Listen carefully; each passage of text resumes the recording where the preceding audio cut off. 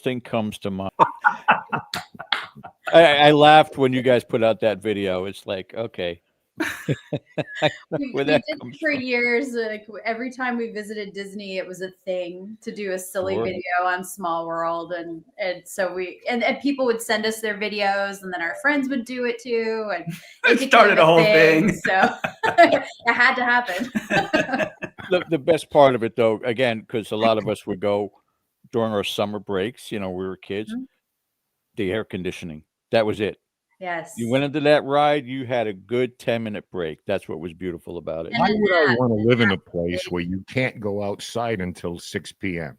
Wait a minute. But it's hot up where you guys are at, too, in the summer. You get in the 90s. I got a porch. I got trees. I got trees. You know, a breeze, maybe. Right. All right. So here's how we're going to go. Again, this is a pre-record, so that's why there's no pressure. We love this. We've been doing live for 15 years. We started with Blog Talk. That's when we had you on the first time, but it's now so much nicer to do pre-record. If you guys need a break or something here, I mean, I've got the walkie-talkie in case my dad calls me and says, you know, perfect. I need a bathroom break, whatever. We can take it nice and casual. So don't worry about anything whatsoever. Interrupt at any time you guys want, because in the editing, that'll all disappear. Okay. Right. So at any point you guys say, you guys suck, we're ending this interview, we can do that'll be edited out. Yeah. No, that's all you put in the interview. People would just be us saying how much you guys suck. Put the screen you guys are great. Okay, to work. So, and then finally, the other part is that once we do the initial intros, Ken and I take turns. We have learned over the years of doing this that, you know, we both get a little bit overzealous and want to jump in and talk to the guests. So by taking the turns, there's no stepping on each other. It works out wonderfully. Okay. Right. Sounds great. Any questions? No, I mean, we've pretty much seen and heard it all, so we're just ready to go. So all right. Begin.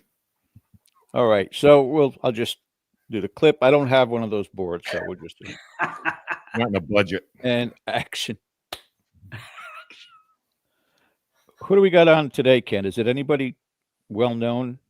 Is it? Oh, hey, a couple of folks. Wilson and Reanna, ladies and gentlemen. Hey guys, how you doing, man? George, man, it's been too long. Indeed. Blast from the past, and again, going back, talking. My God, the Blog Talk Radio days. That's when we crossed the streams. I think anybody who did radio at that time, I don't care who it was, nobody decided to put Grant Wilson and Nick Groff on the air together. And the internet crashed. That's right. Was that even possible? Those were the good old days. That's the time before everybody had a podcast, before everybody was doing some sort of streaming service. There were just a few of us out there, and it was just a joy getting together with everybody. You look great. You both look great. Hey, you got some nice color. Where'd you get that from? Color? Maybe from our recent trip to Florida, where we celebrated our 20th anniversary. Yeah. Well, we thank you guys. We're going to see where this interview goes today. And again, all of our followers, viewers are just going to be tickled pink to get an opportunity to hear you talk about the lives of Grant and Reanna. But I'm going to start you guys off with Ken first, because he gets first picks. He gets first digs. And then I'll come back and I'll be batting cleanup. So I'll see you guys in a little bit. All right. All right. Grant and Reanna, just want a mic check here real quick. Hear me okay? Yeah. Uh-huh. Excellent. Okay. Echoing George, what a pleasure to have you both on today. It's great to talk to you. Thanks for making time to us. So let's dig in right here. And you're the perfect people to ask this question to. Okay. Being in this field as long as I have, a lot of times when I have conversations with young investigators or even more experienced one, I try to work it in there that you need to compartmentalize this a little bit and have interests outside of the paranormal. Because I've seen people, my words, not yours, get a little obsessed with it. So I wanted you both, because you have such diverse interests, to speak a little bit about finding a balance in your life where this is not all consuming like it is a lot of people. And I think you are the perfect people to ask how you find that life balance between interests that you have. Well, that's an awesome question and very poignant. We've been involved in the paranormal our whole lives pretty much, and we balance it. Like if you come to our house, you probably wouldn't know that we are into it. And unless you come in here, right? Right. Well, we have one room in our house that we do a lot of right. stuff. Yeah. This is it. This is our fun room. But the thing is, I've noticed, when we were doing taps before the show, right? A lot of people, or even whatever, when people come and talk to us, they're like, I love ghost hunting. I want to be a ghost hunter just like you, which is flattering. But they talk about all the books they've read and they know all the haunted locations and all this stuff. And they'd be like, could we ever investigate together? And I don't steer, I'm nice, but I don't like to lead people astray. Right. So I'll be like, listen, it's cool that you're passionate about this, but honestly, if you tried to be on our team, we'd say no. And not because for any other reason, then we don't need people who are psyched about ghosts. We need people who know how HVAC systems work. We need people who understand seismology and things like this. We need people with regular world knowledge. Right. So many kids, that's worth more to us than someone who has read every book about a ghost, because you have to deprogram those people. Yeah. In order for them to look at it correctly, because it's not about Halloween haunted houses, right? It's about relationships and people. And there's a difference between a ghost hunter and a paranormal investigator. And this has been one of our biggest kind of hangups since we did the show. Is the show's called Ghost Hunters, but no one on the show is a ghost hunter. Everyone's a paranormal investigator. Ghost hunting is, hobbyist. You go out and you try to have an experience. You try the term is kind of a construct. Yeah. So I think one of the biggest mistakes in the field is blending these two terms together. You need to keep them separate. One isn't better or worse. They're different, right? If you love how the human body works and you read every book about it and you want, you think that's interesting, you are an enthusiast, right? But if you're actually went to school and are a doctor and cutting people open and doing surgery, that's different, right? Both fine. A ghost hunter goes out to answer their own questions and looks for evidence. There's not really a client involved. A paranormal investigator is about finding truth when someone thinks their house is haunted. So your concern is the people, dead and alive, and there's a problem to solve. There's a client to help, and a big difference, right? So what I guess I'm getting at to answer your question is, younger kids will come up and they have a passion for the paranormal, and they would ask things like, hey, what should I do? What kind of schooling should I do to become a paranormal investigator? And first we're like, well, it doesn't pay anything. In fact, it costs money. So it's not a career you want to get into per se. It's a hobby. And I say, if you really want, to become a paranormal investigator, go to college for forensics, or, something else that helps you in your real world, put a roof over your head, put food on your table, that also is valuable as an investigator. But as far as balance goes, well, that's what I was going to say. Like, you have to have the balance there, because that the more you're involved in and experience outside of paranormal even, but like you mentioned, relationships, that is a big part of understanding why things happen and when things will happen and all that. So you have to have that balance. You have to have the experience and knowledge from just all the relationships you have, your kids, your family, your friends, to understand all that. And if you're solely focused on capturing a ghost or, having an experience and you're not really open-minded, you're not going to get the right results. You're not going to get the right help even. What makes someone a good paranormal investigator is not a passion for the paranormal.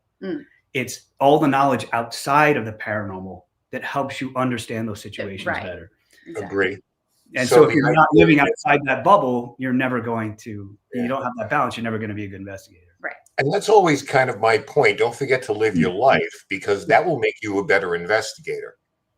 If you can step away and, like I say, compartmentalize this stuff, because oftentimes, and God bless them, people like every weekend, what are we going to do next? What are we going to do next? Go for a walk, go for a hike.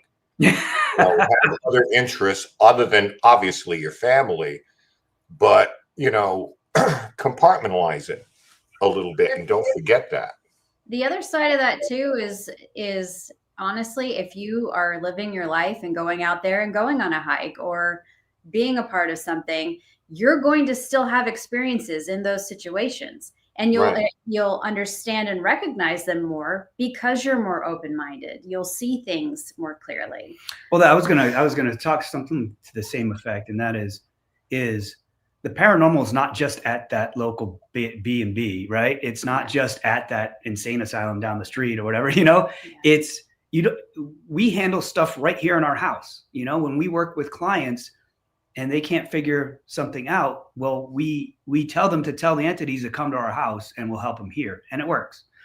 It doesn't matter where you are. It's about relationships and vitality exchange. So the better you are at building relationships and maintaining relationships, the better investigator you'll be.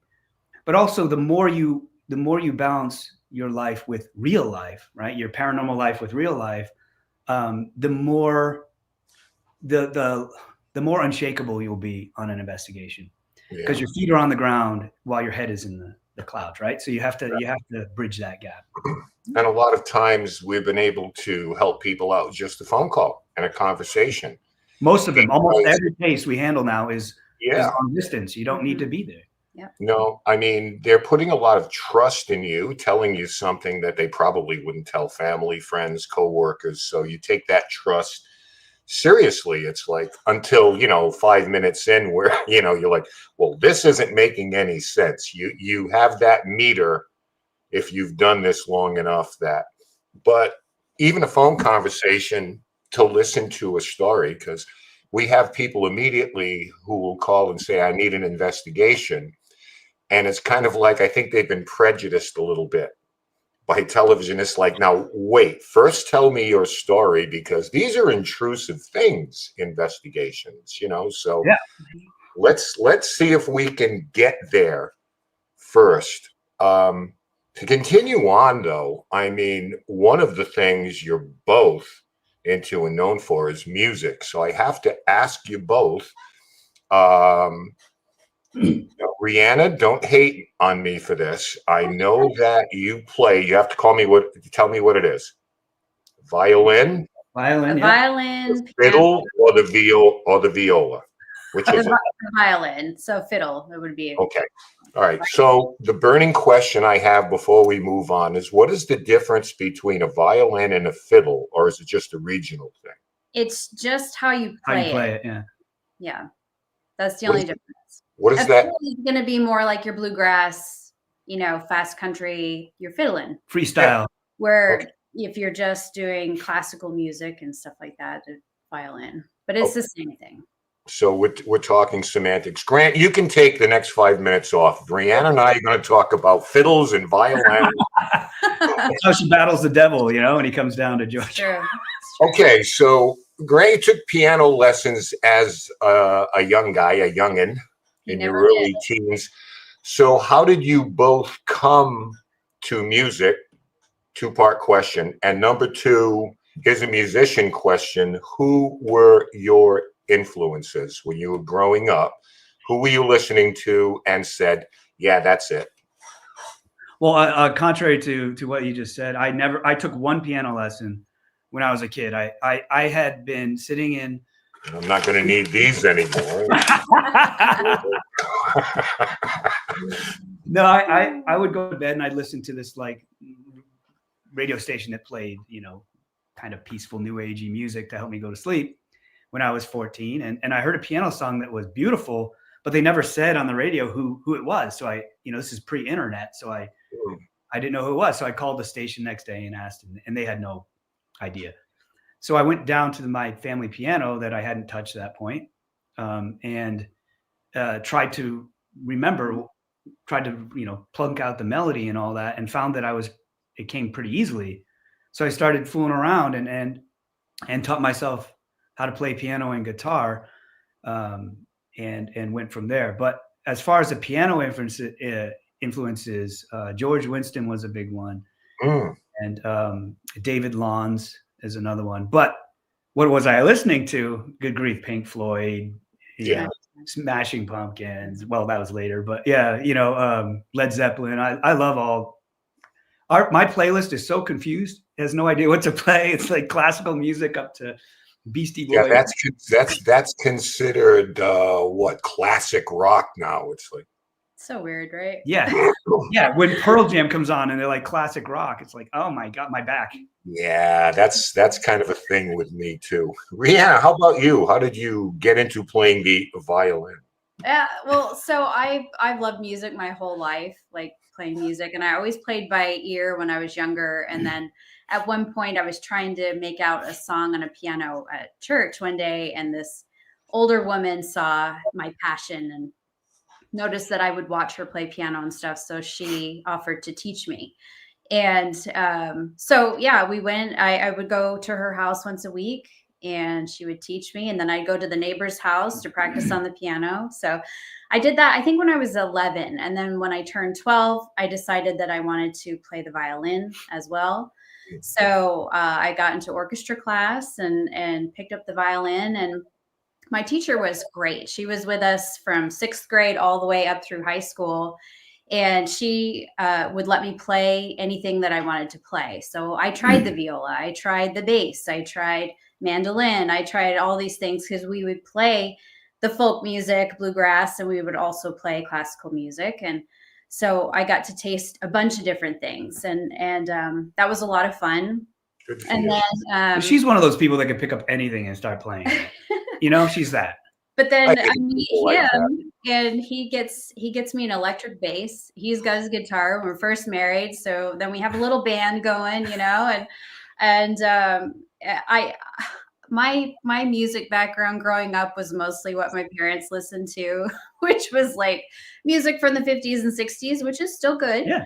But I wasn't like up to date really until a little later. You a big Beatles fan? Depeche Mode, Beatles. So am I. But, so you weren't. Yeah. It wasn't so much you were fish, you were kind of flounder. You were sort of like a jam band. Yeah, exactly. Yeah. Exactly. You never knew if we were going to play, Smashing Pumpkins, or our own stuff is mostly what we did, or if we were going to bust out some kind of Celtic jam. Yeah, we've done it all. Yeah. In fact, when we were just in Ireland, we were at the Crane Bar in Galway, where Sean Ryan, who owns Lep Castle, plays. We were watching him play, and he invited anyone who wanted to play. And so I borrowed the guy's guitar, and we played some songs, and it was great because it was well received, and Sean Ryan begged us to play more. So we were very flattered. Yeah. I hear nothing but good things. I was in a band 30 years ago. We played around Newport. We weren't any good. We weren't any good. People in the band were having affairs with each other. We were like Fleetwood Mac before there was a Fleetwood Mac. It was ridiculous. Seeing as how we don't care about what we talk about, I don't know if you guys are of the age, but I remember as a kid, the thing that killed music for me was format radio. FM, because I used to listen to a block of, it could be James Brown, James Taylor, Foghat, Zeppelin, Al Green, all in a half-hour block, and you're exposed to everything. Now it's just you're focused, like whatever it is. It used to be, hey, we found cool music, listen to it. Now it's all just, it's a big machine. Yeah, and the artists are the victims. It's terrible. Yeah, agreed.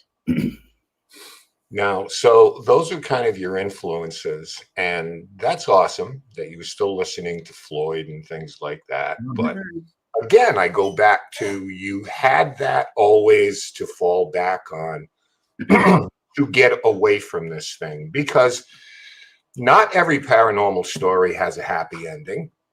So I'm not trying to paint us as first responders or anything, but sometimes there are issues, family dynamics, or the story in itself, and you have to put that away because you got to head home and you need that outlet. So I'm really happy that you guys found that, and I encourage more people, whatever it is. I don't care if it's bowling or playing bridge, whatever you do, immerse yourself in that as well. Step away. But no, you're right. That's another angle too, is that if you don't have balance like that in life, like I said, you with that balance, you become more resilient as an investigator, right? Right. If you're putting all your eggs in that basket and you can't solve the case, or God forbid, one of your clients, takes their own life or something like that, then your whole life crumbles down. So you have to have this wide, stable foundation. And anybody who works in the paranormal knows that eventually they're going to hit a case. We get a lot of them, a negative case, and those entities focus on obsession and paranoia and things like that. So if your whole life is paranormal and you fall into that situation, you're going to be very easy to manipulate by something like that. So yeah.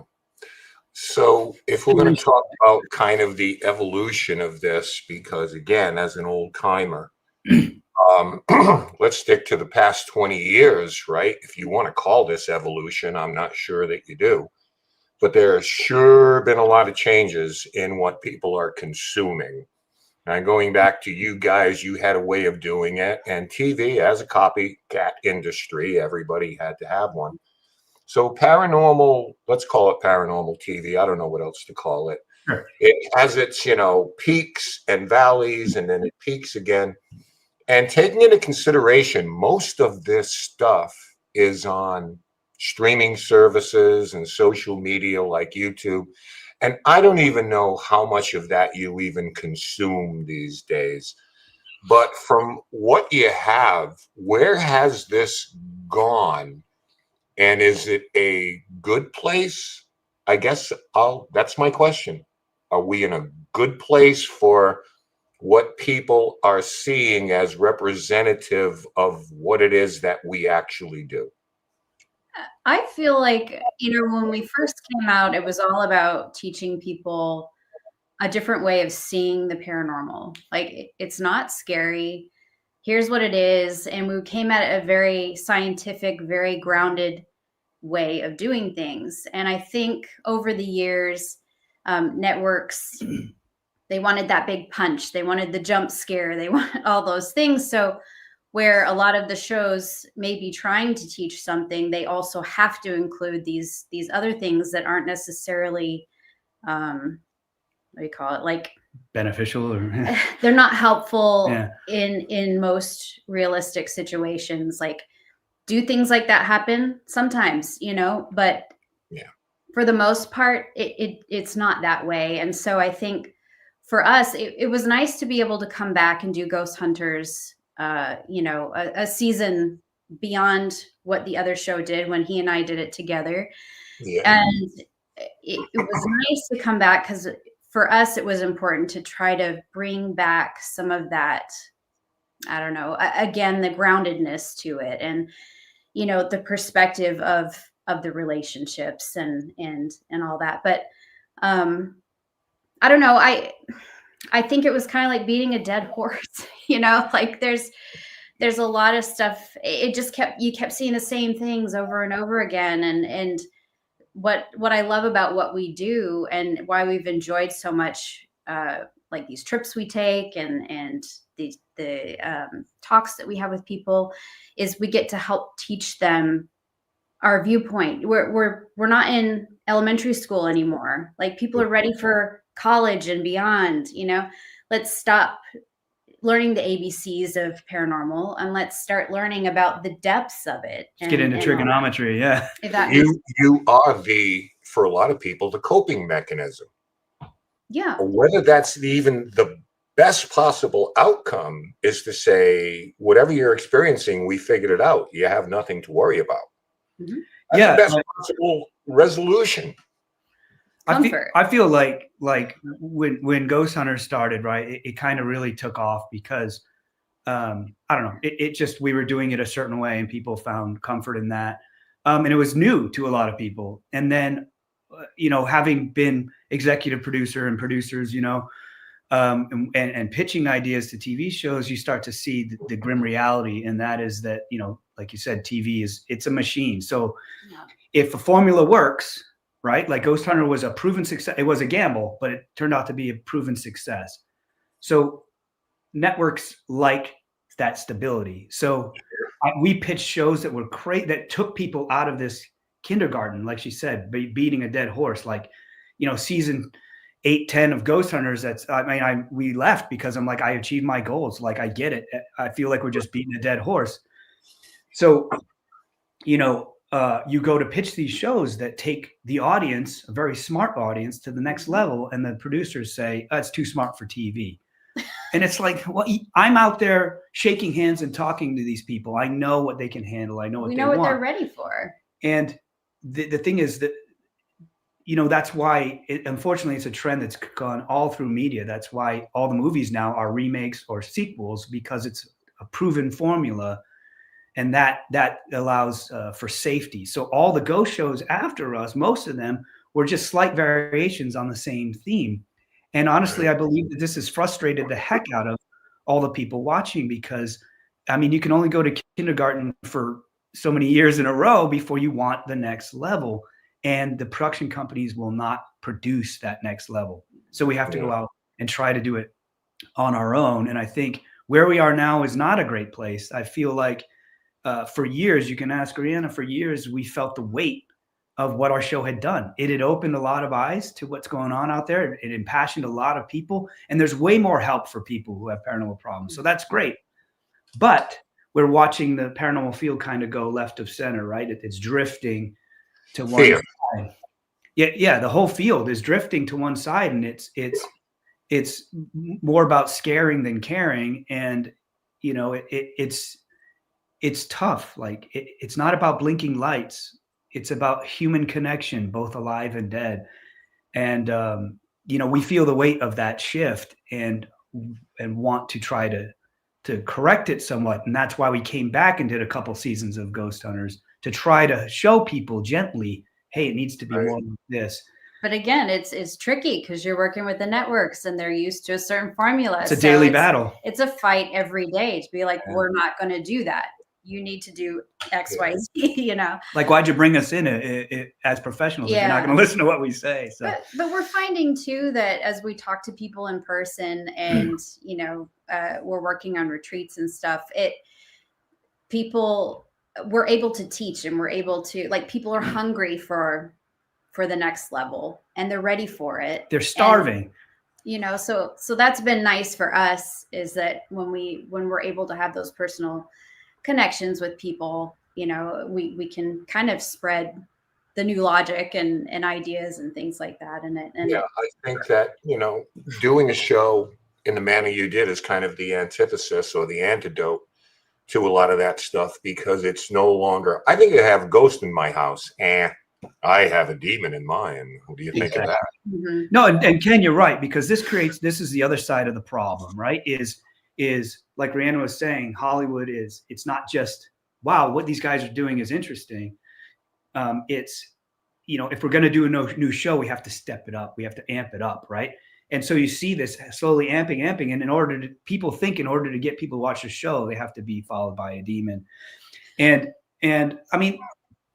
there's stuff out there that I wouldn't call it a demon, but there's stuff out there that fits that description, and it's there. It's real. It should never, ever be handled on public television, because it always involves a real problem with the family, a problem that won't be fixed with millions of people watching the private lives of this family, right? So those need to be dealt with. They pushed us so many times to try to do negative hauntings on TV, and we would not do it because the family will never heal. And so now you get these people that are, everyone's like, wow, they're garnishing sympathy and attention by saying they're being pestered or, followed by demons, very emo. And it's like, well, the fact that you're an established paranormal investigator and you have a demon following you and you haven't dealt with it shows me exactly what kind of person you are. Not only are you incapable of dealing with the problem that you said you could handle, right? You also stealing resources and attention from people who have a real problem. So there are people who are really dealing with negative entities that aren't getting the resources they need or the attention they need because you're out there saying you have it. It's like pretending you have cancer, right? And getting all the sympathy for people who have, that people who have cancer get. But you don't really have it. So all that attention, money, energy, whatever you're asking is going to you who are living your own fantasy instead of the people who really have the problem. So, so yes, like to get it to the next level, we're trying to keep it light here, but to the next level, you see how the paranormal field is way left of center. Yeah, and fear can be a powerful motivator. Oh, heck yeah. It can be a controlling influence over people. If you can convince people something malevolent and evil and dark is there, you can start to modify their behaviors by developing a dependence on me. I'm the only one who can save you. And it's kind of counterintuitive.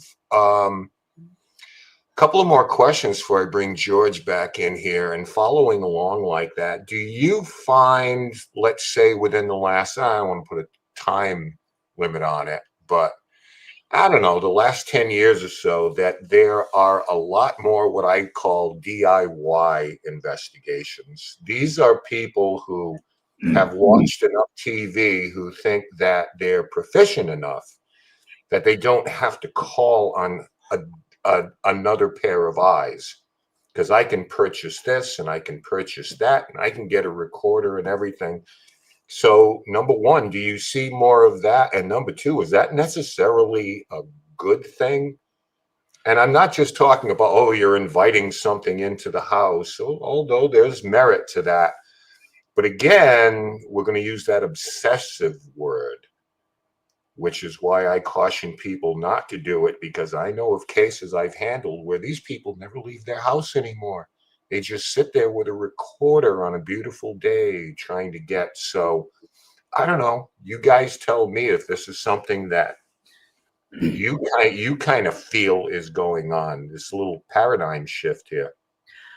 Yeah. So the problem is right there. This is some of that weight we were saying that our show that we feel, right, is that the goal of the show is to raise awareness so that people who who think their house is haunted know there's people they can turn to, right? Yeah.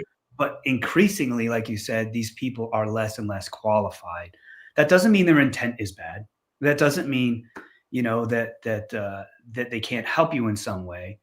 But it's a skill, and it's a skill that is really hard to improve without experience, right? And there's no way to validate that these people are professionals or know what they're doing. There's no way. And that's why the field is so rife with charlatans, because it's so easy. All I have to do is come to you and tell you, I did this and I did this and I did, and you can't fact check it, right? And so character is everything. So when you're looking at a team to join or someone to come investigate your place, you have to look with a microscope at their character. Are they asking for permission to do things, or are they just doing it? And things like this. So you have to really look at their character. And so you get these armchair investigators, and this is why I think we call those people ghost hunters, because they're not trying to help a client; they're trying to help themselves. They want their own.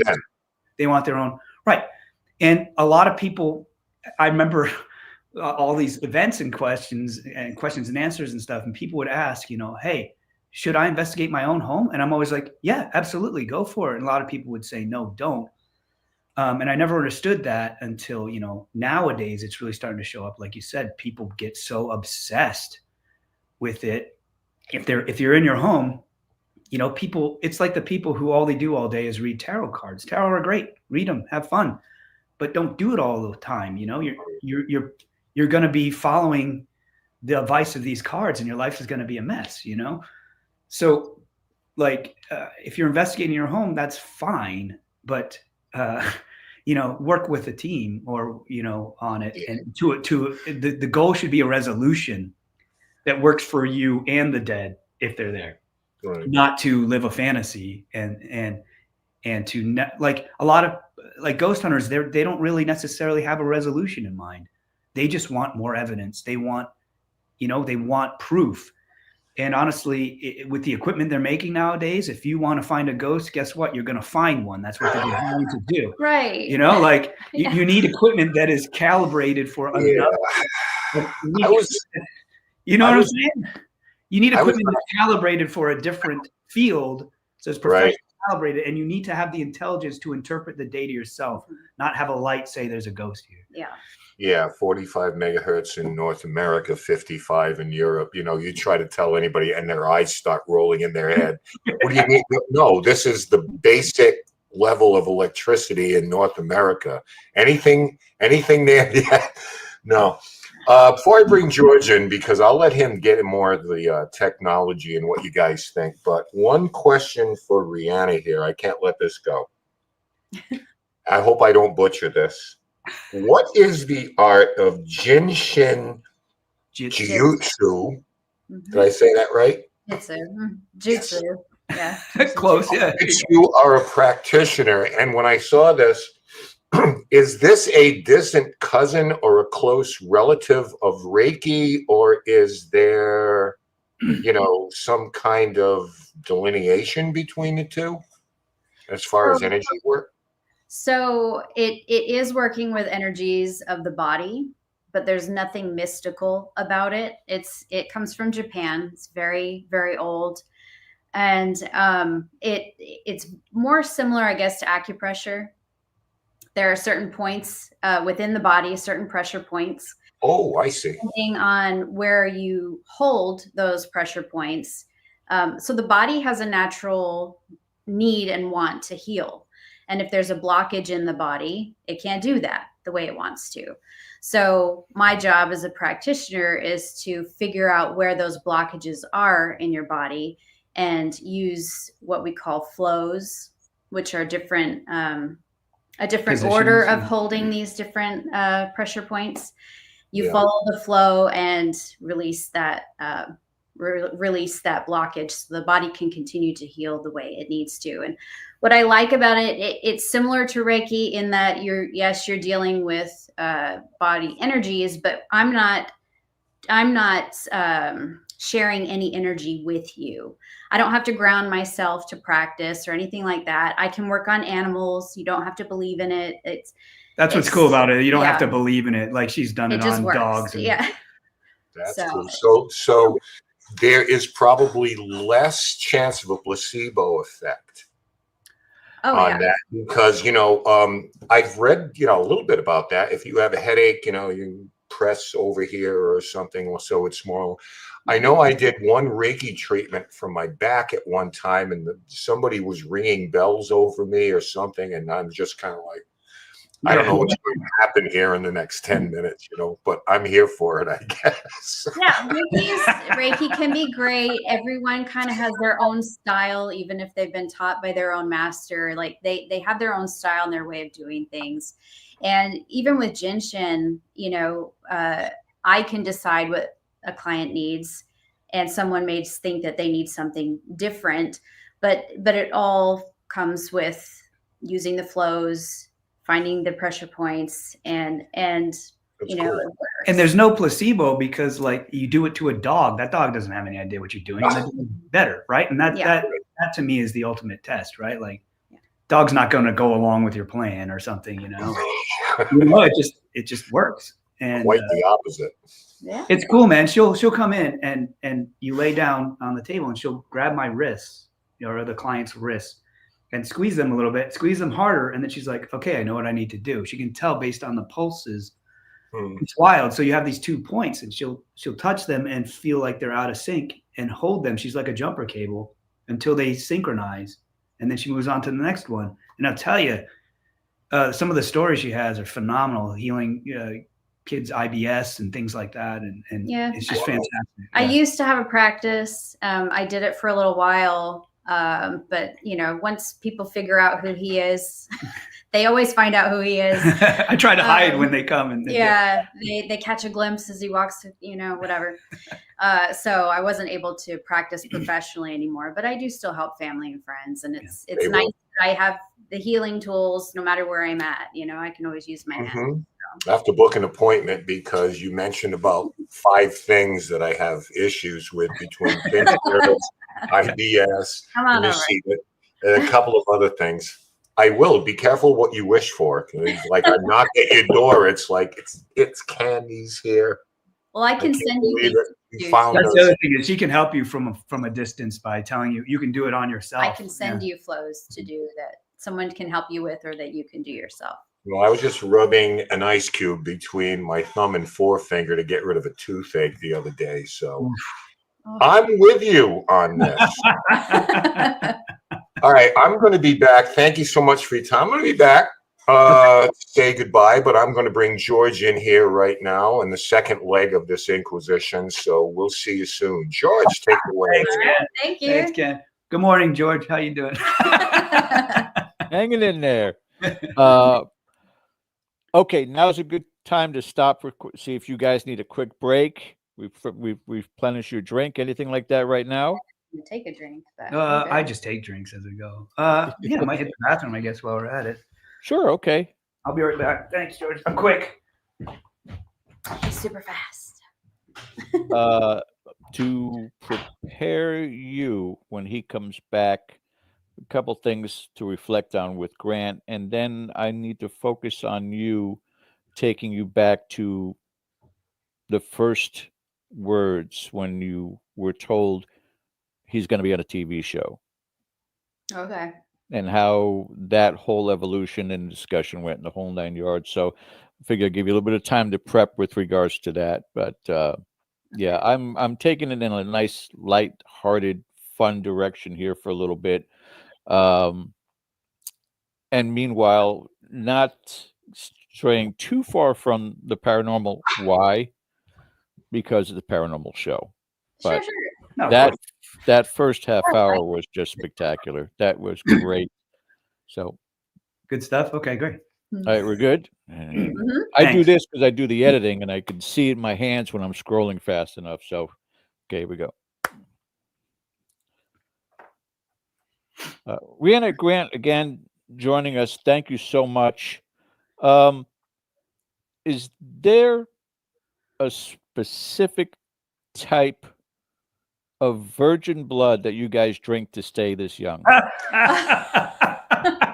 It's called love. Love and happiness. Oh my gosh, that's sweet. Thank you. Thank you. We've got a filter on. That's what it is. We just but I'm thinking that it's some kind of a subculture in the paranormal because John Zaffis, well, he's always looked 90, but John Zaffis still looks the same after what, 15 years that I've known him. Changing. Yeah. Never changes. Michelle Belanger. I don't know what the secret is. I think it's, at least for us, it's about, I think when you get into the paranormal, right, there's a certain kind of satisfaction that comes from it when you're really helping people, right? So when you help people, that revitalizes us. It's an energy exchange that works both ways. A lot of this life sucks energy out of you if you let it. And you have to balance that. And so when you're dealing with all, thousands of different cases and different people in need, and you always leave it better than when you find it, right? Right.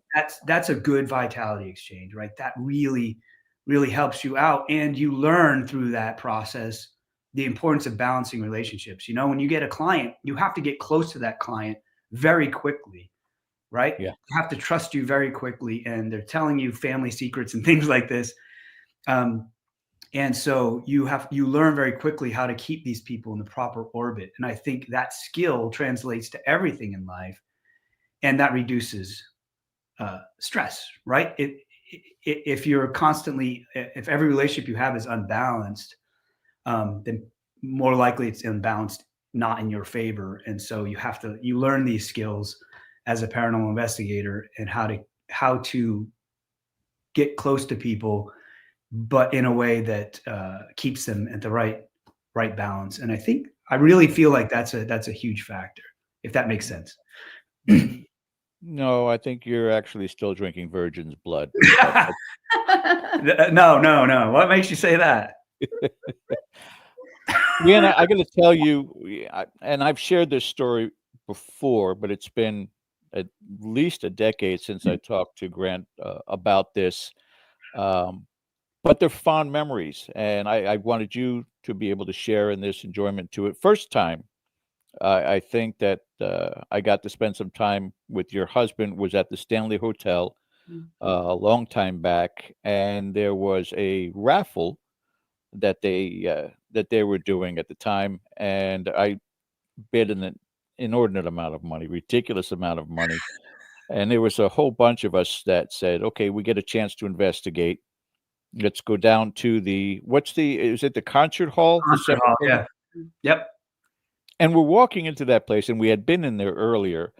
And as I'm stepping up towards the front of where all the chairs are at, and I said, "Yeah, what's really interesting is we're getting responses every time I talk to Mrs. Stanley's portrait." Soon as I said that, it sounded like somebody threw a bunch of school chairs down the stairs. I remember you telling me Yep. about that. That was awesome. Before I turned around, I swear if it was a cartoon, Grant's running at such a speed that neither his front or back leg was touching the ground. He was at a stride to go down those stairs into the basement to find out what the heck that was. And there was nothing disturbed. Nothing. Yeah. Strangest thing in the world. Let's just clarify and say that the inordinate amount of money you spent went to charity. Yes. Not okay. Just to show people that you're a good guy. Yeah. And it was worth it. It was absolutely worth it. George, and we've had so many great discussions and experiences since then. It's just always a pleasure. God. Yeah, when we had, and I don't remember the name of it, I think it was the Biltmore in Tampa. You guys had a huge event there. In the very early yes, days. yes. Yeah. That was an event that went wacky, right? The people who ran that kind of it went south. Oh, it was. It was a great time while we were there. Yeah, because at some point in time, Dave Schrader took over, and it wasn't even his event. Yes, but yeah, I was still standing at check-in at the time, and you were in the far corner. There's a whole bunch of chairs and tables over there, and you took the time. Again, long stride coming over, hand out to shake my hand. And I'm like, dude, I'm nobody. There's got to be 60 people here. And then he goes, "George, how are you?" And I was like, that really was something. That really was something. But you've been that way your entire time in the public eye. Very sociable with everybody. That's who he is. Yeah. He never changed. And that's something I always told him I was very proud of him and about, because everything, I mean, the whole publicity, being famous, being on TV, all that stuff, he didn't change. Like, he got better as a person. You evolved, yeah. Right, exactly. But he didn't change who he was. And I was always very proud of him for that. Because of you. Staying humble. That's important. It is. And the final memory that we talked about the last time you were on with us was at Bethlehem, Pennsylvania. And there was a huge, it was like a Paracon. And they had a social going on there, the bar and weird band and the whole 9 yards. And I caught you outside, beautiful night too, just standing by yourself. And we got into a conversation, and I don't know how long we were there, Reanna, but it was like a bubble, because there were a ton of people out there that, usually would bother the hell out of your husband. And for some reason, our discussion was so intense, everybody just kind of stood back. And I don't know how long that conversation was. That was an impossible moment. Like, that just doesn't happen. And so, I mean, needed to happen. That tells you something, right? It tells you something. It was. And that's one of the few times, again, with Mark and Debbie Constantino, may they rest in peace. They were there. It was, good times. But I wanted to, again, the reason why I went over that is to prove that I've talked to Grant enough times. Reanna, I want to talk to you. See you later. All right. It's funny you say that, George, really quick, because I always tell people, like, they'll come and talk to me, and then they meet Reanna, and then they stopped talking to me. So that's kind of funny that you It was all planned out. Yeah, she's pretty. It's on the schedule right here. I wanted to make sure.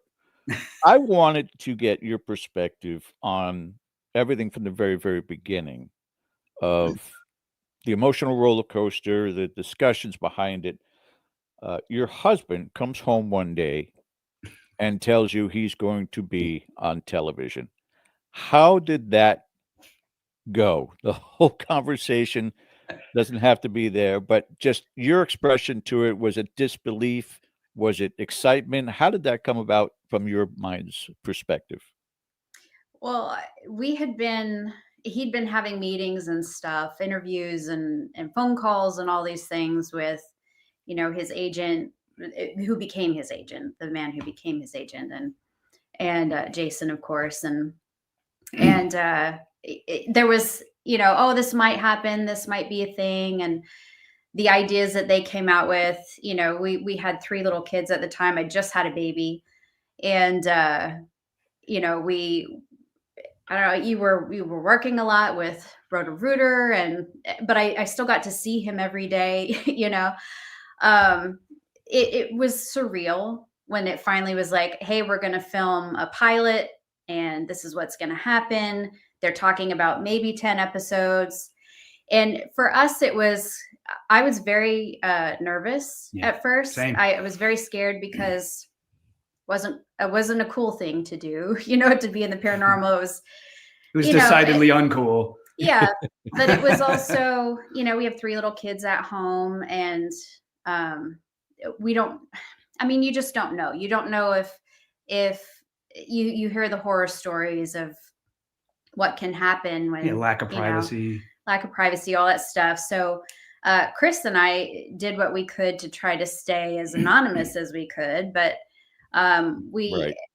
initially I was very nervous and I was scared of what could happen. But on the other side of it, it's like, okay, this could be a really great opportunity to get a different point of view out there and to help our family, of course, Yeah. So we decided to try it. And honestly, we didn't think it was going to go any more than the 10 episodes, really, because for us, it was like a home video. Yeah, who wants to watch these dorks? To sit and watch that, and reality TV was not a thing back then. It was just starting to become a thing. And so we're like, you know what, it will give us a little extra money to do this that we could really use. That would be awesome. We'll try it. Things got really hard when he was working Roto-Rooter and filming, and they decided they wanted more episodes and more episodes. And it was always a roller coaster because you didn't know if they were going to order a new season or if they were going to be done. Yeah. Because he wouldn't be able to go back to doing Roto-Rooter because now this guy on TV is not going to pop in someone's house and clean their toilet. Like I never clean toilets, but you know what I mean. Unclog the toilet, but you wouldn't get anything done, and it becomes a safety issue for him, right? Sure. So, but it got to a point where he was, seeing him every day. While he was working with Roto-Rooter to him filming the show. And he would be home maybe 4 to 6 days out of the whole month. And that went on for years. So, we helped a lot of people. It was a lot of fun. I joined when I could at events and things like that. But it wasn't always easy, but we stayed close. We worked through it all. And when he was home, he was home. It was all about family, or he would send me off on a trip I'd go with Chris and Amy, and we'd go travel somewhere, for a few days. Give her a break. Give me a break and give him time with the kids. And so, we made it work. But even on the road, there's a lot of phone calls. I'd call the kids and be like, hey, how was school? Remember me? Yeah, be like, no. I'd be like, how's school? And they'd be like, good. And they're like, what'd you learn? Stuff. And they didn't talk. So we started playing some of these online games with them. So when you're killing orcs and goblins and dragons and stuff, they open up. And so it really helped. even when I was gone. Yeah. We worked really hard to keep the family close and all that, but yeah, initially it was every time they ordered more seasons, more episodes for us, it was like, okay. It was bittersweet, like you know? and then we later got to a point where, like he said, he's like, I've accomplished all my goals. The family's getting older, you know, we want to be home. So how old are the kids now? Good grief. Connor will be 27. What? 7. Noah's 25, and Jonah is 22. Wednesday. Yeah. God bless you. Yeah. Jonah was 1 when we started. Barely. Where's the time go? Yeah. To my back, it hurts. It's crazy. It's crazy. Yeah. They're good. They're good men. We're very proud of them. Yeah. So we get to the end of Grant's career, and he was very forthcoming about the reasons, including family. Family was an important part. He missed so much of his kids growing up, so much of being at home with you. When that announcement was made, did you, Reanna, did you feel pressure from that, from a public perspective or private perspective, where people said, you know, well, you know, it's her fault, or, you know, she's the one that put him into that corner, when in all reality, it was love. He just wanted to be with the people that he loves and not be away from I made that decision on my own, you know? Yeah. It's a family thing. Something we learned early on is that you can't read the comments. You know, if you read them, like whatever, but you just can't read the comments, because there are always going to be haters. Even people who know you are not going to tell the truth. It just, you know, we deal with that to this day. Is us. What matters it's is just us. gotten worse. It's just gotten worse out there. Yeah. I mean, I laughed when I heard that the story was he quit because he had cancer, and I was going to leave him because he had cancer. No, so like, we were faking on Ghost. We were faking everything on Ghost. That's why you got cancer. And that pressure of all of the lying and faking got me cancer. And because I have cancer, my wife's going to leave me. It's like, you really think, I mean, we met each other. Our first date was on October many years ago. We got married the next February. 28 years later, I'm happier than I've ever been. Like, it just gets better. Like, it's incredible that when you're on TV, people feel like that's it, you've peaked, right? And so if you leave TV, there has to be some catastrophic reason. Well, there was. I was not going to sacrifice, not that my family was at risk, but I was not going to sacrifice my family for this TV show, especially when it was at the point where it was just kind of repeating itself, right? So it's just incredible to me that they think that something, like, why would you let that go? It's like, oh, why would I keep doing it, you know? And well, you still get, you know, you get an email here and there, or a message here and there of, you know, just, there's always someone like trying to weasel in or trying to create a situation. It's like, it's not going to work. It's not going to work with us. So people would, like, when I was first leaving the show, there were a lot of people that threw a lot of shade at Reanna because they thought she pressured me into this. And it's ridiculous. It's just ridiculous. And, but it's funny. And then people would try to, like, they think that she's leaving me because they heard the rumor, and they try to move in.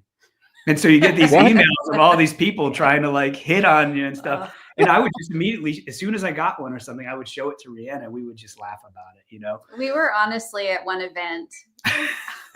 I'm standing next to him, and this woman comes up and invites him to her room that night, right in front of me. Investigate. To investigate. And I looked at her because I'm standing right there, and I said, sure, we'll come. And we did. We had an amazing investigation. And she wasn't very happy about it, but we brought our friends and everything. It was awesome. I've seen it firsthand. You guys literally had paranormal groupies. It's crazy. It's crazy. But it's funny in the same respect. I remember there was an event where, you know, just the people are kind of, I'm in a lobby. I think it was at the Stanley, and, you know, I'm always in the lobby, and Reanna was there. And people come up and they chat, you know, as soon as you're kind of done, you know, people just keep chatting with you. And I was currently chatting with, I don't know, a girl in her, like, early 20s or something. And I'm just a goofball. I'm a kid. You know, I got nothing.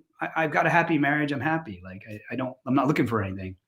And I remember somebody came up to Reanna, and a lady came up to Reanna, and she goes, how do you handle that? How do you deal with that? Rihanna's like, deal with what? Look at him. Just, he's just flirting with that girl or whatever. And Reanna just said, just wait. And so when I was done talking to that girl, she left, and a lady probably in her 70s came up, and I acted the same exact way. Same. And she was like, So anyway, what makes a difference, and this is advice for anybody that watches this, communication. Everything. Mm-hmm. Best friends. Mm-hmm.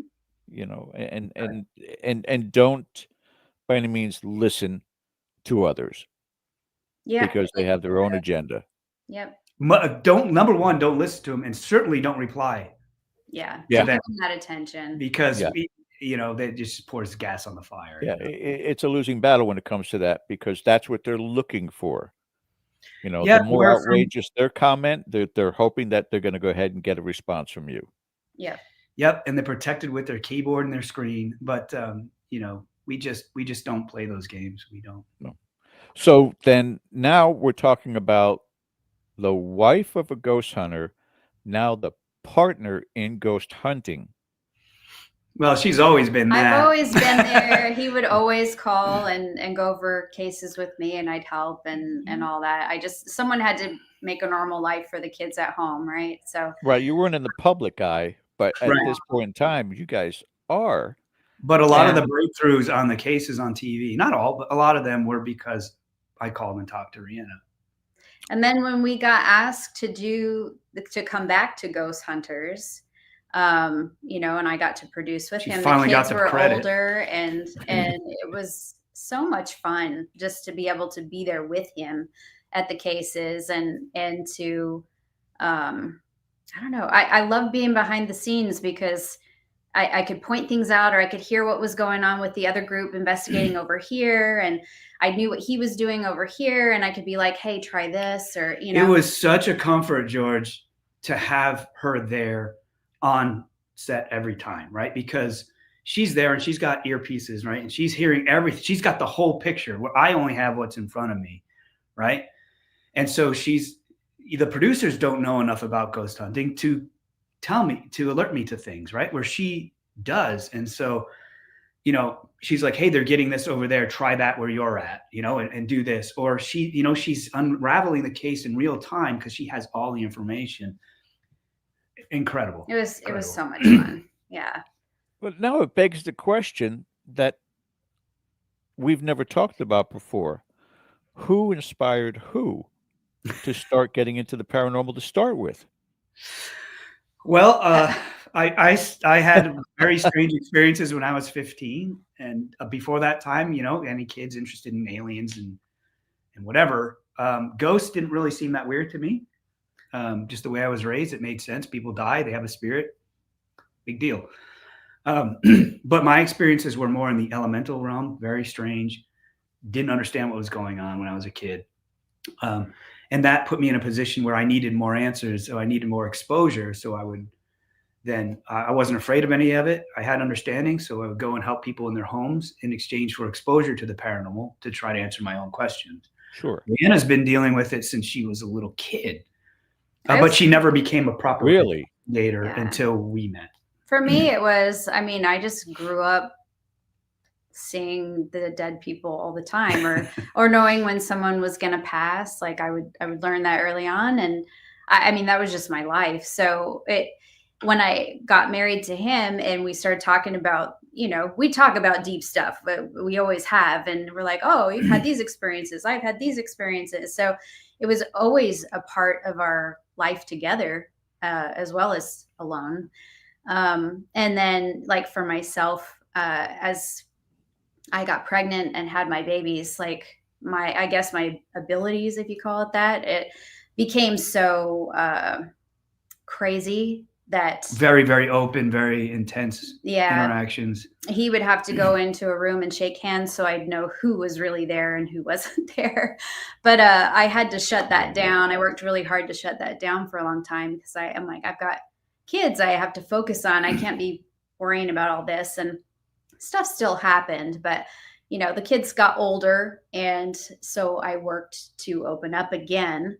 It's a different, things work differently for me now than they did back then, but still good and on a different scale. And you're more in control now than you were before. Yes, absolutely. But for us, like, paranormal was always a part of our lives. I think the investigating part really became more prominent. I mean, we'd always help people with things here and there, but I think it became more prominent when you and Jay met and started working together. And And what people don't realize is like, people go, how do you go from being a plumber to a ghost hunter? It's like other way around. Like always involved in the paranormal, and you have to pay the bills, right? Before that, I was a systems administrator working on computer systems. I had done all these different jobs. It's just what you do to put food on the table. And I just happened to be working for Roto-Rooter when the show came. I think there's something that is working in concert with the creative gene in all of us, because same thing. I play piano by ear. Yep. Painter. Ken was a musician. You guys played, and I wonder whether or not that outside the box thinking, that in the moment act kind of a scenario that your brain works through, assists in this field and the openness in this field. Quite interesting. But I agree 100%. Yeah, I agree 100%, and this is something we have discussed at length before, Reanna and I, and it's a philosophy we have, that if you notice that people that are really good in the paranormal and really good investigators, they all have that side. Yeah. They all have that creative side. And I think that demonstrates a balance and a sensitivity that is required, and the ability to think about, like, when you're painting or writing music, you're creating stuff that didn't exist before, right? So you're open to the idea of things. You're familiar with the concept that the intangible can become tangible. And there's just an open-mindedness, a poetry to the paranormal that unfortunately a lot of people nowadays are missing when they investigate. And this is what I mean. The people who are good at it have that aspect. And the people who are just doing it for a hobby, which again isn't bad, let's not confuse the two. They don't necessarily have that. One thing I want to say too, I know that Ken brought up a lot of people. Yeah, Ken, come on back in, sir. Come on in, Ken. Of people that are being like focusing too much on the paranormal, not leaving their house or being obsessed with it. One thing I want to point out is it's not a bad thing to have a passion for the paranormal, to get the gadgets, to do the things, and go and investigate, or even in your own home. That's not a bad thing, but you have to remember that what you're dealing with or trying to deal with are people who have passed on. They're not toys. They're not alive. Right. They're not toys, but they're not alive. You need to focus on your life first. Make that full and happy and alive, and make the dead that you're dealing with, that's something that you can work with, but don't make it your extreme focus, because then you lose the life that you have here. Yeah, and to add to that, I will say that to sum it up is no endeavor with the dead is worth sacrificing living relationships for. Thank you. Yes. Right. Well, doesn't mean they're not less important. I wanted to but say they have help over there. Yeah. You got to balance it. Yeah. I had one comment or question to make on that, following along those lines. Nice segue, by the way. Okay, so what would you term a successful investigation? I know what the common definition is for most people. I know what mine is, but I'm not a guest on this show, so nobody cares. But what do you think when you walk away from anything that you endeavor? What makes you high five? What makes you say that was a success? Well, our goal is always to leave the client better off than we found them. If that's the bare minimum, that's the bare minimum. But the success is to bring peace and education and resolution to the client and the entity, if there is one. Mm-hmm. So this is another big problem in the paranormal, is people focus either solely on the ghosts or they focus solely on the people. And yes, you're there to help the people, but you'll see a psychic or a medium come in to an investigation, and this is, you'll see them come in and they'll try to get that entity to move on. That's their thing, most of them, right? Like, there's an entity here, we're going to get it to transition, to move on. And my thought is always like, okay, now's a good time for the homeowner and for you, but it's not a good time for the entity, and that's not fair, right? Just because you want it gone doesn't mean that entity. For example, imagine I've said before, and I'll try to make it quick. I had a dream once, and it's just a dream, right? And in that dream, Reanna and I had found the perfect New England highway in fall to drive down. The trees were over, beautiful, bright colors and lovely. And then we got off-road. We went off-road and got in an accident. This is in the dream. And my son in the back seat was crying. And I realized that very quickly that he had died. I thought he had died because he wasn't responding to us. But actually, in actuality, we had died and he was still alive. Oh. And like I said, in that dreamlike way, I knew no one knew about this road. So no one's going to find him, much less someone I trust. Right. So if a psychic came in at that moment and tried to get me to move on, I'd be flipping him off. No, I'm not going to leave until I know my son is safe. Amen. And in the dream, it's funny because I got out of the car, and in the dream, the big white light opened up, in the sky beckoned me home, and I flipped it off. I flipped off heaven and said, no, I'm not going. So it's this type of thinking that I believe is desperately missing. Yes. In the field, the humanity, the ethics of it on both sides. So the true measure of success is we have found and negotiated, we built relationships with and negotiated with both the family and the entities and found a solution that works for both. That's a big high five moment. Yeah. I'm of the mind, and I'll, whenever we want to close, but I'm of the mind that there are far more instances. I think ghosts and spirits are two different things. I kind of subscribe to the Holzer theory on that. But in my own experience, I find many more have free will than are trapped, or what we like to call residual. They're there either because they're summoned or in vigilance or by choice. So the idea of saying, scram, go away, I agree. That doesn't quite seem equitable to me. Unless that's like if you have to if you want to help anybody, alive or dead, you have to understand them, gain their trust. You have to identify what their problems are, what resources are available to them in order to even begin to help them, right? And that's really hard to do when they're dead, right? It's harder to do. Mm-hmm. So I never feel like there's never not free will. Because if you're chained to something, like people talk about attachments with entities, right? Oh, it's attached. I'm not attached to my wife. I love her. So I will be where she is whenever I can. And that's not an attachment. I have free will. I can walk away from her if I want. But it's what I want, my desires as a person that chains me to a situation, right? Think of anyone you've ever known who's in a bad relationship and they don't leave. Can they leave? Absolutely. Who's holding them there? Themselves, right? So I firmly believe that every entity that we come across, negative even, we get to know and we help them. And honestly, like one of the big ways we operate differently than a lot of people is that, I won't get too into it, but when we deal with a negative entity, we recognize that the negative entity does not mean that this person is inherently evil.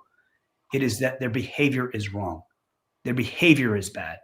Mm-hmm. And so instead of casting that entity out and letting it go bother someone else, which has happened, which is all the world does. Yeah. Yeah. We get to know that entity and we recuperate it. So that negative entity is no longer bothering anybody ever again. And it's not over days and weeks. It's within You can do it within 10 minutes. Yeah. And we've done it repeatedly. And, we talk to our demonologist friends and tell them how this works and get deep into it. And everyone's like, this makes the most sense I've ever heard. And they try it and it works. None of these multi-day exorcisms and things like that. The more you treat it like a satanic thing or a demonic thing, the more it's going to embrace that, because it's acting in a way that is scaring you. Right. Basically, these entities are regular entities that are confused or scared or starving, right, so to speak. And so they're pestering you to get vitality from you, and it's garbage vitality. They're dumpster. You immediately default to resistance. Yes. And that may not be the path. Right. Where imagine someone who's starving, right? What do? They'll beg, borrow, steal to get that food. Their life depends on it, right? And so if you find someone like that and you hear, how did you get this way? What you don't realize there are friends around. You start to show them the resources they have available to them. And you say, look, you've been eating, 3-week-old Whoppers out of the trash can. That's hurting you. And it's just hurting you. And not only that, but you're hurting the people. You're hurting the people that you're taking this from. And so you show them, what a good clean meal looks like, and teach them how to be self-sufficient. And they do it and leave no one alone. It's always bothered us that everybody who ever deals with something negative just casts it out and it becomes someone else's problem. George, Ken, we've had cases where we had dealt with a negative entity in a house. This is long ago. The traditional method is you kick the entity out using whatever works, and that buys the client time to recover or to change their life, so that when that entity comes back, there's nothing appealing for that entity. It's too much work to get energy from, right? So you kick the entity out, recuperate the client. So if that entity comes back, there's nothing there for it to feast on. It goes away, right? So that was our technique. So we did that. Well, it worked. Family was great. And then a few months later, we get a call down the road with the same activity happening. So we kicked it out of that house. And in between the time that we got the first call, we resolved the first case and got the second call, a father had killed himself and his family, and another house burned down. Right. So this thing just ping ponged down the street. Yeah. And that's when we realized we're doing something wrong. We're doing something wrong, because the mentality is to just kick this thing out and send it back to hell or weaken it and improve the client so that when it comes back, but it's just going to find something else. Right. So you have to recuperate those entities too. And the big assumption, everyone believes this concept that they are eternally and intrinsically evil. And so why bother trying to recuperate it? And that's what's persisted this problem. And that's interesting that viewpoint, I'm not going to get too into it, but it's interesting that viewpoint that they can't be recuperated allows these entities to continually bother people, which keeps certain people in business. Rehabilitating behavior. If a doctor can cure all cancer, if he's a good doctor, he'll do it. If he's not, he won't. Right. Why would you work yourself out of a job? So mind blowing. Think about. Mind blowing. Interesting.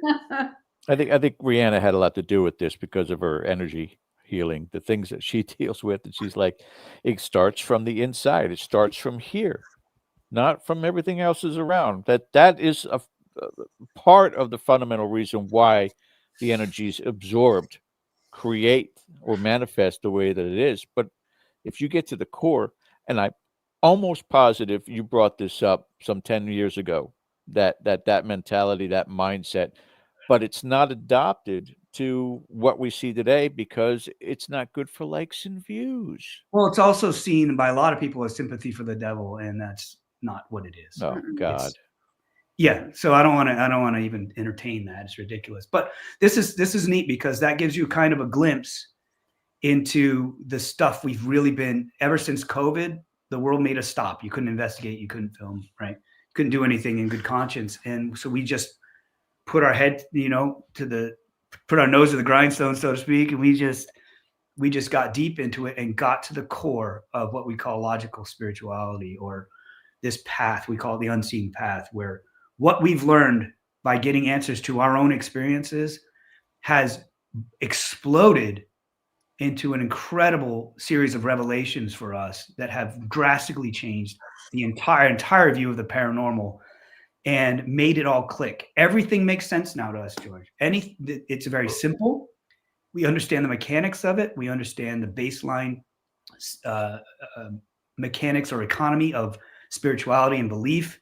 And no matter what your system is, what we share,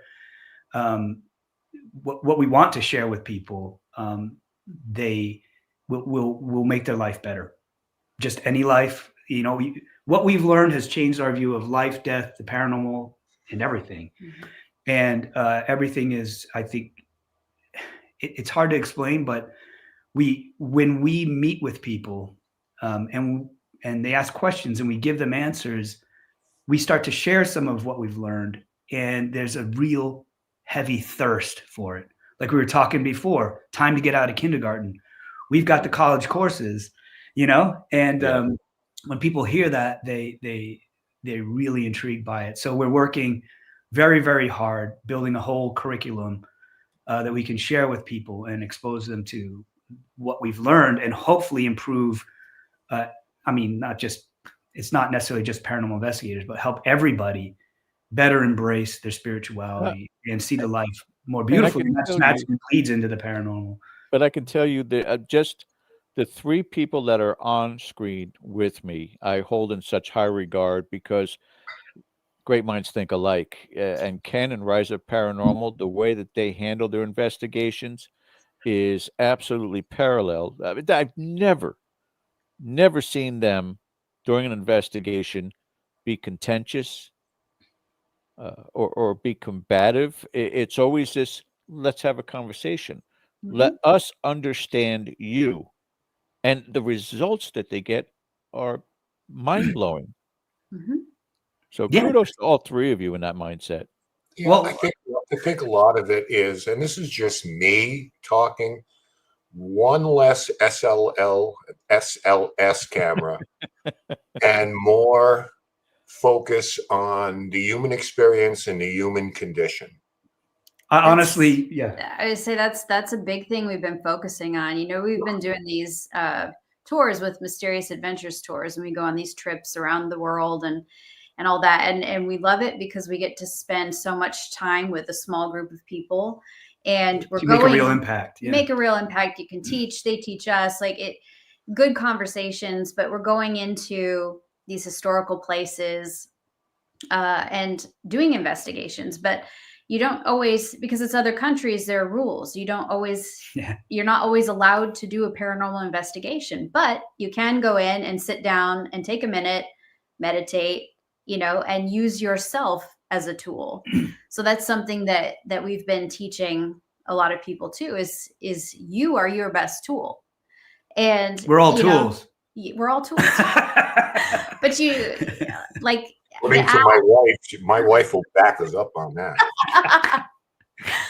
But apps, certain tools that, again, like he said, are meant to find a ghost, they're gonna find a ghost.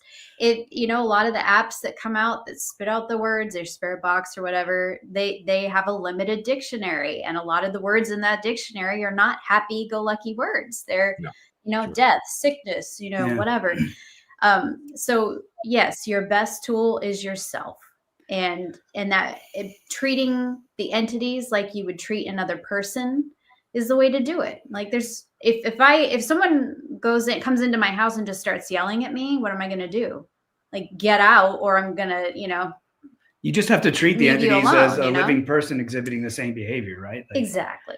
And it's funny now because we have equipment, but it's funny to see everyone bring their entire toolbox just to screw in a screw, right? They bring everything and they hit it with hammers and wrenches, and all you need is that screwdriver, right? So and we the right tool for the job. Yeah, and we found that we are using less and less and less and less equipment because we don't need proof anymore. I never really did. We don't need proof. We need understanding. So we need tools in communication. Less is more sometimes. Yes, exactly. You're not encumbered by all of this stuff because you're still, And I don't, I don't want to get into why I think the scientific method is baloney in this field, but that's another conversation because you're not going to get repeatable experiments because humans are volatile. We have good days, bad days, bad moods.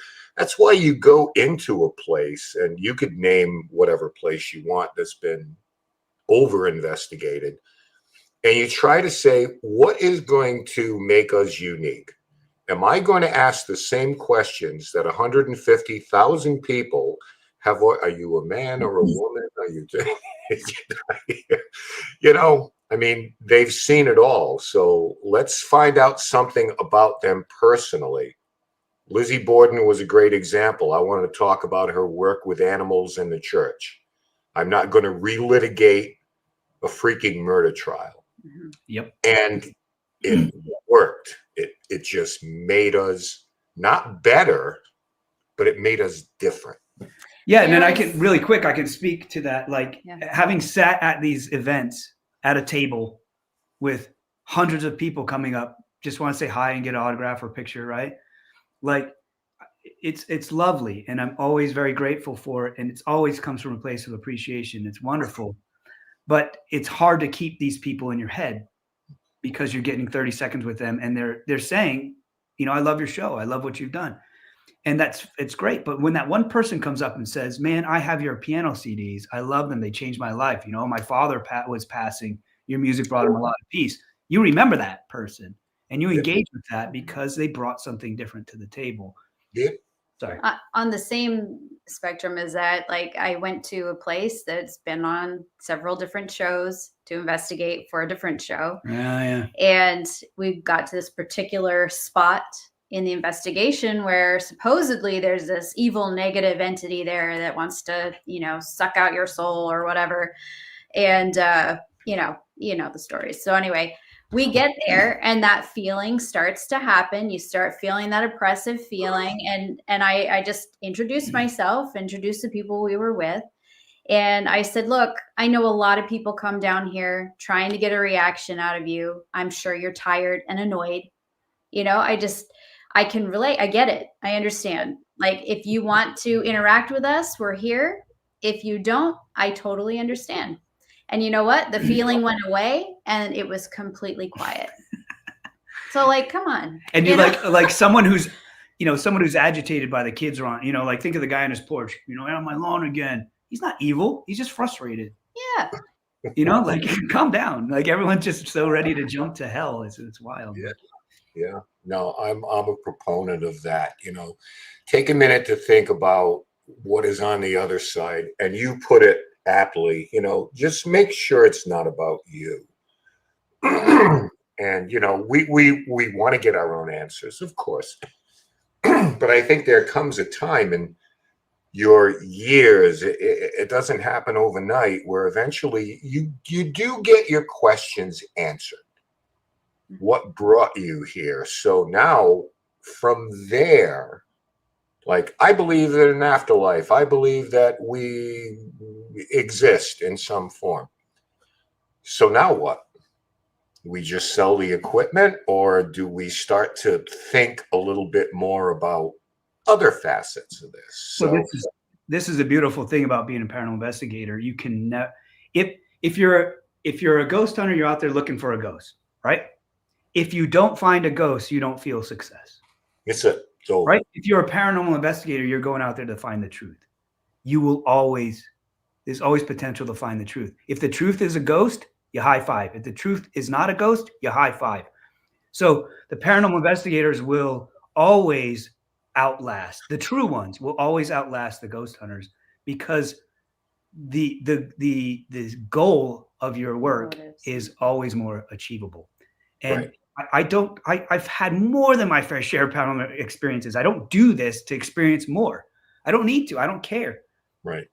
So like you're saying, once you get your answers and you're locked in, then use that confidence, that knowledge, that sure answer to help other people feel comfortable. Right. Exactly. What happens when the dog catches the car? Yeah. Exactly. Yeah. Yeah. Really? Text her and let her know. Really? Okay. I already Sorry. Oh, okay. All right, bye. Grant, I'm sorry, You good? but we're going to have to take your man card away. Uh-oh. Apparently, you've been on The View.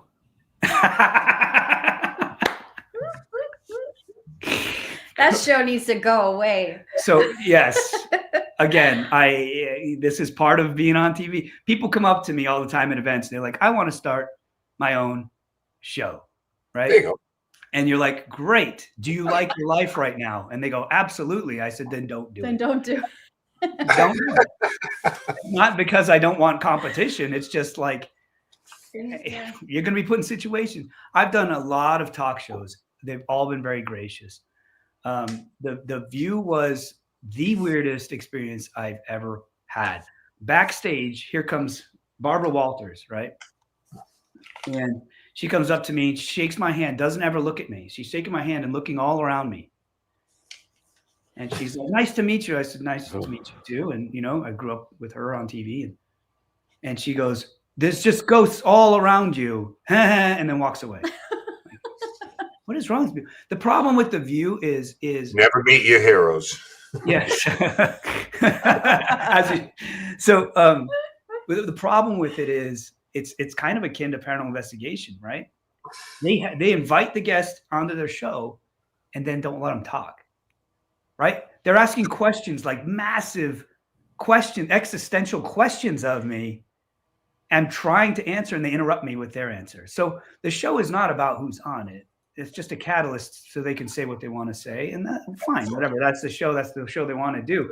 But it's interesting how it overlaps to investigators. You know, you get in the place and you do, you know, a lot of people will ghost hunt and stuff and just stream it and all this stuff without helping the client. It's like, Right. why are you there then? You know. So With yes, Meredith, you never again. Never that show was terrible. Meredith part of that at the time? Meredith Vieira? No, I don't think she was on it when it was like Whoopi and I don't know. It was like four women on there that just wouldn't let you talk. I always kind of laugh when I see Meredith Vieira and anything. She did well for herself, but it's like Channel 10 News. I remember you from Rhode Island. You were like, yeah. I remember Meredith. We did. Jay and I did. Who Wants to Be a Millionaire for Cure Kids Cancer, right? So we went there. Yeah. Yep. We did it twice, and it was just cool that she was the host when we did it because Rhode Island, you know. Yeah. Right. Now, I just have to say this, and I want to get to where you guys are and some of the events that are upcoming, but I just want to say to Reanna, you're doing a good job with him.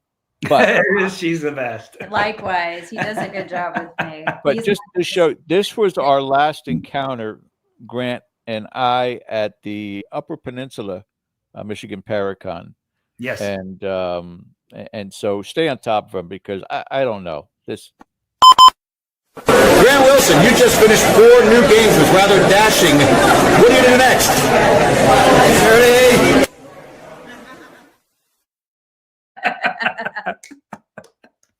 Nice. Just That's awesome. blew me off. That's Full of himself. now in that. I said, Grant Wilson, you just released 4 games with rather dashing. Is that still something that you're involved with? No. So we had that company going and we had a blast. You know, we had a great time with that company, but it was very competitive market and the margins are very thin. Sure. And so what happened was we were like, oh, we got approached by a publishing company to buy it from us. And we were like, this is great because it was a lot of fun, but it was a lot of also just stress, not because of what it was, but just because of the industry. And so we met with them and they bought it and hired us to keep making more games. So it was great. We had none of the business side of it to worry about, just creative. And so we made a bunch of games with them. And then I decided that the partner that we were working with, he needed it to succeed more than we did. So we kind of stepped back and gave it all to him.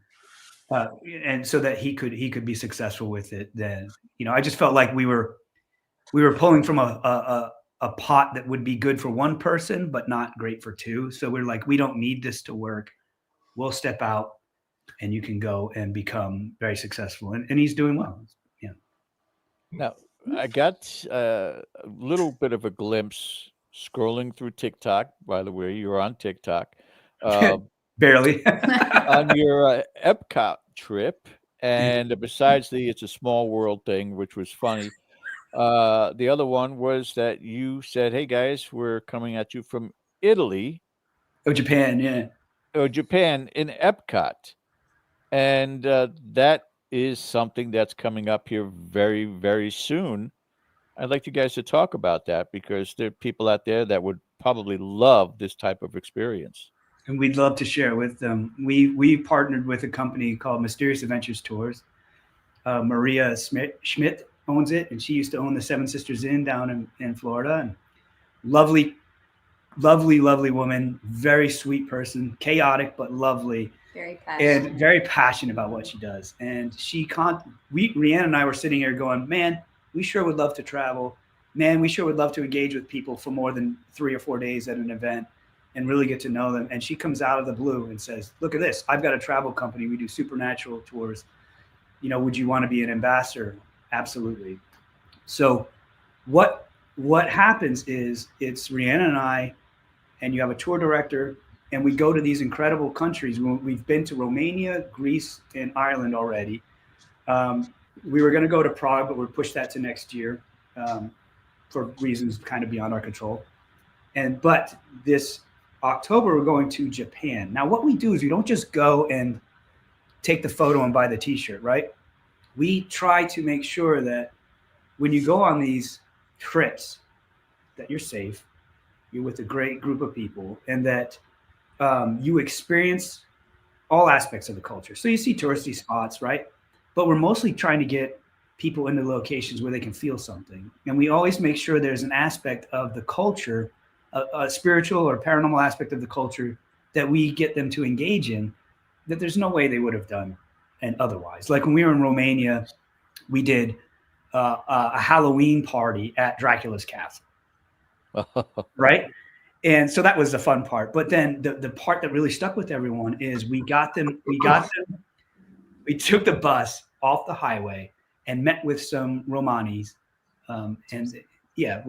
Gypsies kind of, not a sensitive term, but we met the Romani, and they got, this was all safe, don't worry, but we had this prearranged, and they took us on their tractors and big trailer out into the woods, right? And as you're driving through these beautiful woods at night, you start to see firelight in the distance, and you come upon this place with this, what they call a witch pond. It's this small pond that's got all roots and stuff in it, and there are torches all around. And the four biggest witches in Romania, this family, it's a mom and her 3 daughters, and we all went up there, and they did this beautiful traditional blessing ceremony, and it was amazing. So it's just us with these people in the woods. We all have torches, and they're doing this incredibly cool magic ceremony at us, and it was like violently beneficial. Like they were just like, get out, good, evil, only good. And it was just like this really cool thing. And we all put our torches out in the witch's pond, and then we all walked through in the night through the woods back to the bus. Stuff like that you're just not going to find on a cruise or something like that. Nope. Even if you went to Romania just as a normal traveler, you're not going to have that experience. No. And so we take you to these places. We do investigations. We show you cool places that would be of interest to this group of people. Mm-hmm. But again, we try to get these situations. Like when we went to Greece, we did an investigation in an abandoned hospital, but we also started the tour by everyone kind of refrained from eating meat and hanky-panky for a week before we even got on the trip. So we could do this ancient Greek ritual called the Eleusinian Mysteries. And so we went to the oldest amphitheater still available in the world. We got Neptune's temple up on the hill, and we're all dressed in white. And this Greek priestess did this amazing ritual to open us up and help us find what we needed. And it was the most beautiful thing, like once in a lifetime things that we try to do. So when we go to Japan, we're super excited about Japan because it aligns a lot with what we've figured out recently and want to share. And so you're going to have a Shinto experience, a little bit of Buddhist experience. But we have this kind of thing planned where you have these cool little moments that help you kind of evolve as you go on the trip. We're also staying in a hotel that looks like God being attacked by Godzilla. So we balance it and we have fun. But these trips are phenomenal. And if you talk to anyone who's been on them with us, they will tell you they are life changing.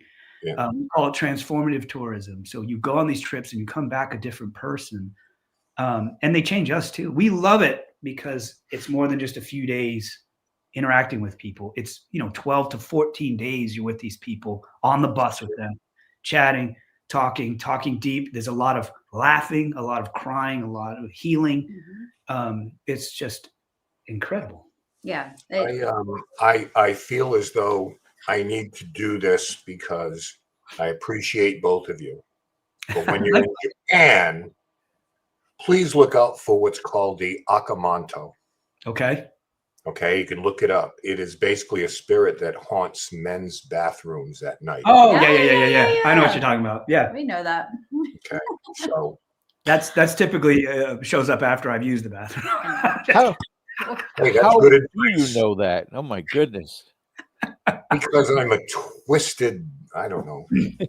We also need I wish I could like cure cancer sometimes or something, but I got all this like useless information in my head. What do you want from me? It's good stuff. But yeah, this company is fantastic. I'm not pitching anything. It's just truth that we've seen it happen many times where she's faced with a decision that would make her more money, or you either make the right decision or you make more money. And she always makes the right decision. Please, I've known Maria Schmidt since she was the owner of the Seven Sisters Inn. Yes. And I mean, we became fast friends. They got the beautiful breakfast every single morning and bacon just for me. And we spent many a time over there visiting with them. It just, unfortunately, Seven Sisters Inn, which they listed as a 5-star bed and breakfast, was in a fairly poverty-stricken town. Yeah, it's not a great place. And so people just were not clamoring to get into that place as much as possible. But yes, without question, Maria's fascination with the field, almost obsession with this field, is infectious, and it gets everybody on board and involved with it. So I'm glad that she's finding a successful outlet with this Mysterious Adventure Tours on Facebook. They're not booked up yet, as far as you know, correct? We still have room. No, there's still room, but it is moving. So it's what's nice too is that she offers, again, she doesn't have to do this and no one else does it. She offers an interest-free payment plan.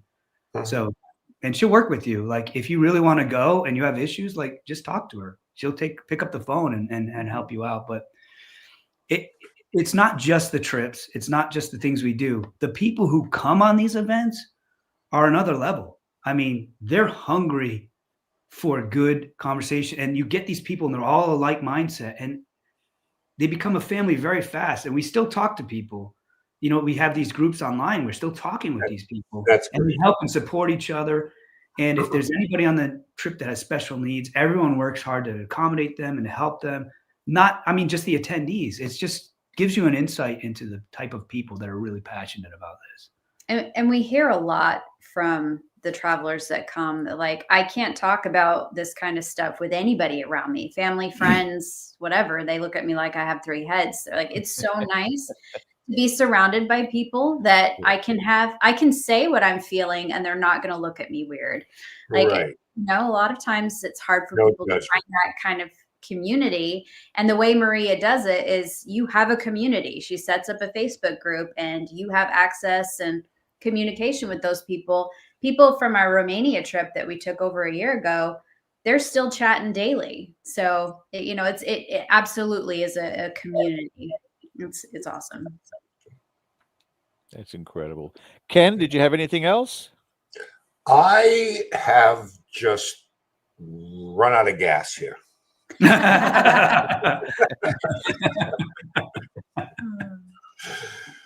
I can I'm honestly, sure we could talk all day, but listen, I've got 50 more things that I would just love to just keep going on with, but I got to save something for the next time that we can have you folks on. let's do it. So I'm going to leave some stuff on the table for you. We got a lot more to share. So much more. And thank you for having me too. We're here for you were the shining star of this show. No Easily. question about it, Reanna. Again, we've reconnected, which there's a long period of time where whether you were busy, me doing what I have to do here at home, and it was refreshing and it was nice and it picked up like you would expect with any other friends that you haven't talked for the longest time. Like no time has passed, and that was the amazing part to it. And I'd like to keep that mindset so that if in 6 months or after your trip to Japan that you say, yeah, I want to come back. We want to talk about everything that we experienced, everything that we've done. We'd love to have you back. I want to hear about Japan. Yeah. We want to tell you about it. We're it's gonna excited. be great. Yes. Wait till Grant says, it's like my bathroom was just really weird that night. Haunted. Super haunted. Yeah, terrible. Before we let you go, the only other question I have is, can you book Whoopi Goldberg for us? I don't know if you want her on there. Worth a try. Grant Wilson, Reanna, God bless you guys for everything that you did. Hard pass. Everything that you guys do. We thank you so much for who you are in this field. Continued success. And please keep in contact. We'd love to hear from you again. Always. And thanks for the work you guys are doing. Yes. Thank you so Stay steady, much. stay strong. All the best. This has been a joy. One of my favorite days to spend. So thank you so much for that. Thank you. And thank everyone for watching. We appreciate it, guys. We'll see you next time. Thank you. Thank you. All right. And that's cut. Thanks, guys, so much. Thank you so much.